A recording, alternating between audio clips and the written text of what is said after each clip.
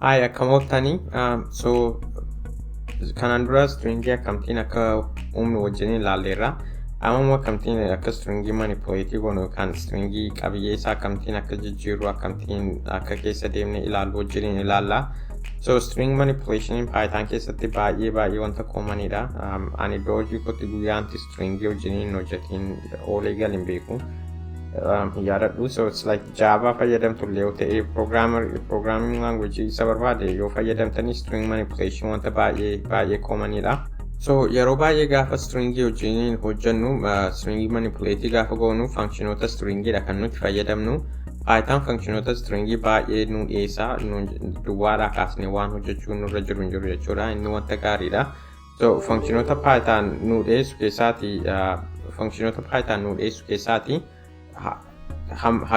hamma tokko wajjin ilaalla. Garuu functionoota Python dhiyeessu akkasumattiin ilaaluu fi liistii isaanii jechuudha. System functionii help jedhamu fayyadamne str yoo jenne run ogoone kana functionoota Python stringii manipulate akka goonuuf nu dhiyeessu as keessatti argina. Baay'eedha isaan kuni. Hunda isaa tokko tokkoon beekuun hin danda'amu yookaan yaadachuu hin danda'amu. Garuu namni yaadachuu barbaadu jiraate hunda isaa tokko isaa yaadachuuf memorize gochuuf yaalii gochuu hin danda'a akka barbaade. Garuu kan hunda isaa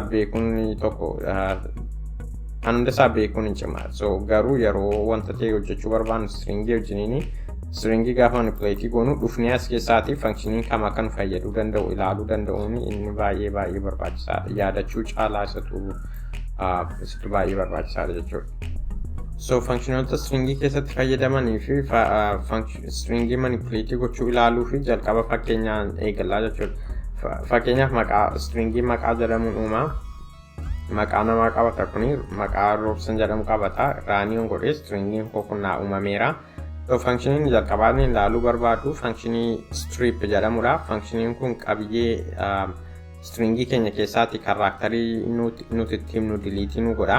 So fakkeenyaaf stringii kana keessatti akka arginu space'n jira jalqaba irratti. Space sana hin barbaadu ani isa delete gochuun barbaade maqaa jedhee strip jedhee sana booddee akka parametriitti kan kaaraaktarii isaanii akka delete naa ta'u barbaadu sanatti dabarsa. Space'dha fakkeenyaaf asitti akka delete naa ta'u kan barbaadu space akkasumas godhee run jedhee space sana akka argitanii delete naa godheera jechuudha. So functionii lamaffaan ilaaluu barbaadu immoo functionii capitalize jedhamudha. So akka beektan maqaan namaa seera barreeffamaa keessatti maqaan namaa qubee xiqqaadhaan jalqabu qubee guddaadhaan jalqaba. Isa wajjiniin isa sirreessina functionii capitalize jedhamu kana fayyadamuudhaani. Sana booddee maqaa jedhee daal jedhee capitalize jedhee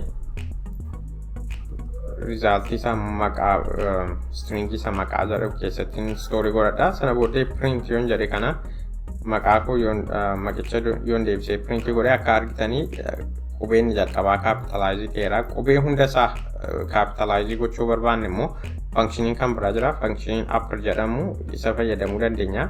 Isas maqaa jedhee maqaa upper yoon jedhee functioniin kun hunda isaa capitalize naa godha. Deebisee print yoon godhe ilaaluuf akka hundi isaa capitalize ta'e akka argitanii hundi isaa qubeen achi keessa jiru hundi isaa qubee guddaatti jijjiirameera. Hunda isaa qubee xiqqaatti jijjiiruu dandeenya. Maqaa jedhee maqaa lower yoon jedhee functionii lower jedhamu kun immoo qubee hunda isaa qubee xiqqaatti akka jijjiiruuf nu fayyada. Kana raanii godhee akka jijjiirame deebisee ilaaluuf display yoon godhee hunda isaa akka argitanii qubee xiqqaatti jijjiirameera jechuudha. Functionii kan biraa kan inni ilaaluu barbaadu functionii replace jedhamudha. Maqaan kun Robson jedha. Fakkeenyaaf roobaatti jijjiiruun barbaade san isa jedhu sana aadhaan bakka buusa. Sana booddee akkamtiin akka ta'e isa wajjin ilaalla. So maqaa jedhee functionii replace jedhamu. Sana booddee parameetirii lama fudhata functionii replace jedhamu kuni. Parameetiriin jalqabaa wanta replace gochuu barbaannu sanadha. Wanta keessaatti baasuu barbaannu sanadha. Asitti wanti keessaa baasuu barbaannu san kan jedhudha. san isa jedhura qubee isa dhumaa sadan jechuudha. Akkasitti argitanii wanti ittiin bakka buusuu barbaadu immoo aadhaanidha. So kuni guutummaa guutuutti maqicha akka jirutti roobaatti naa jijjiiraa jechuudha. Kanarraan yoon godhe sana booddee printii godhee akka naa jijjiirame ilaaluun barbaade akka argitanii roobsaniin jedhu suni roobaatti jijjiirameera jechuudha. So akka argine egaa functionooti baay'een jiru. Functionooti jalqaba kan isin argisiise help jettanii str jettanii kan execute gootanii functionooti baay'een akka jiran jalqaba irratti isin argisiiseera. Tokko isaa coverii gochuu yeroo baay'ee fudhata. Isan yeroo baay'ee fayyadamu coverii isin godheera.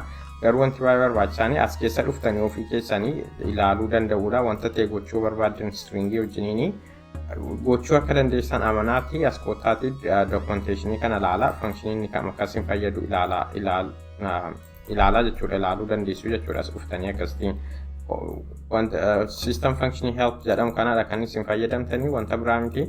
Yooma Jupyter Notebook ID'n fayyadamaa jirtan ta'eyyuu kun hojjeta. System functioning kun help jettanii str yoo jettanii isinitti himaa jechuudha waan isin akkamittiin functionoota available ta'anii fi akkamittiin functionoota kan akka fayyadamtan inni isinitti hima jechuudha. Gaaffii yoo qabaattanii waa'ee functionii kamiiyyuu commentii godhaa na gaafadhaa isiniin deebisaa. Yookaan immoo functionii yeroo baay'ee namni baay'ee iddoo hojii keessatti baay'ee fayyadamnaan jettan yoo jiraate akkan coverii godhu yoo barbaadani coverii nan godhaan natti himaa. Functionii kan baay'ee akka fayyaduu fi fayyadamuufis rakkisaadha jettanii wanti amantanii yoo jiraate.